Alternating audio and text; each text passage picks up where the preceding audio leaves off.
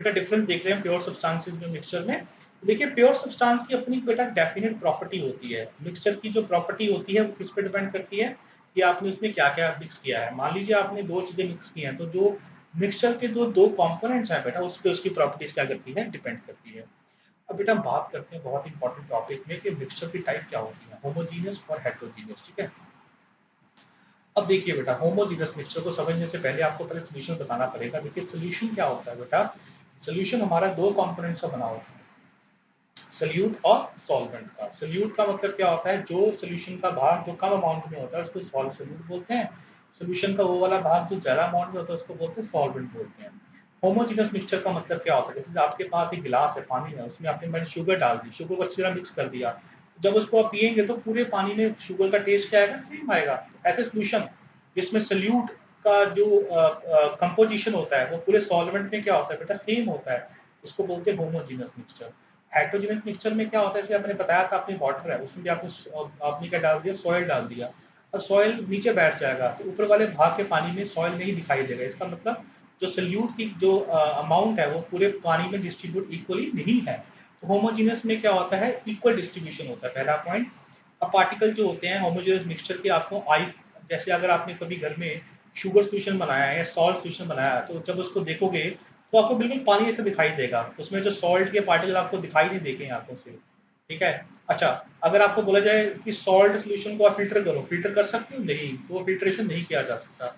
ठीक है, और जो होमोजीनियस मिक्सचर होता है स्टेबल होता है। स्टेबल का मतलब समझते हो, स्टेबल का मतलब ये है जैसे आपने पानी में शुगर डाली या पानी में सॉल्ट डाला, कभी देखा आपने सॉल्ट नीचे बैठ जाए, अगर आपने पानी में कम सॉल्ट डाला है तो कभी आपने देखा कि सॉल्ट आपके नीचे बैठ जाए, नहीं। तो जो बेटा सोल्यूट के पार्टिकल सॉल्वेंट के नीचे नहीं बैठते हैं उसको हम बोलते हैं स्टेबल सोल्यूशन। क्या बोलते हैं बेटा, स्टेबल सोल्यूशन।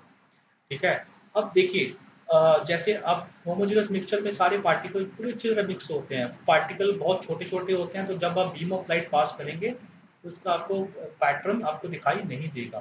ठीक है, इसमें एग्जांपल्स आ जाती हैं, sugar in water, salt in water, सब इसकी एग्जांपल्स हैं।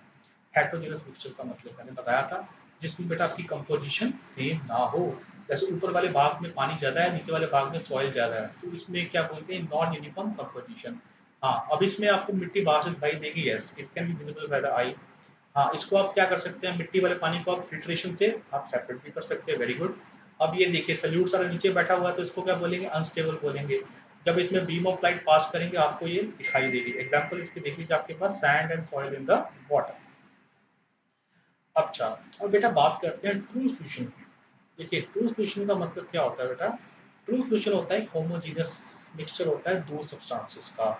दो सब्सटेंसेस कौन कौन सी होती हैं, सोल्यूट और सॉल्वेंट। तो सोल्यूशन में दो भाग होते हैं, सॉल्वेंट एंड सोल्यूट।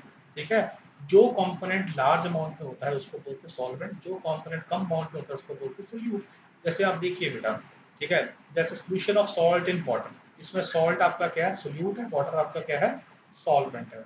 अब जो आपके पास ये ट्रू सॉल्यूशन होता है इसकी प्रॉपर्टीज क्या होती है, सबसे पहले पॉइंट, ट्रू सॉल्यूशन कभी देखिए, जब आपके मन में ट्रू सॉल्यूशन का आंसर लिखना है आपने, तो आप सोचिए मैंने सॉल्ट को पानी में डाल दिया है। समझ के बाद कभी भी आप ट्रू सॉल्यूशन के एग्जाम में आंसर लिखेंगे, आप ये सोच के लिखेंगे मैंने सॉल्ट को वाटर में डाला है। तो उस बस उसको देख के आप उसको इमेजिन करके लिखते जाइए। सबसे पहला क्या है, जब सॉल्ट को वाटर में डालेंगे तो मिक्सचर कौन सा होगा, होमोजीनियस होगा कि हेट्रोजीनियस होगा, यस होमोजीनियस होगा।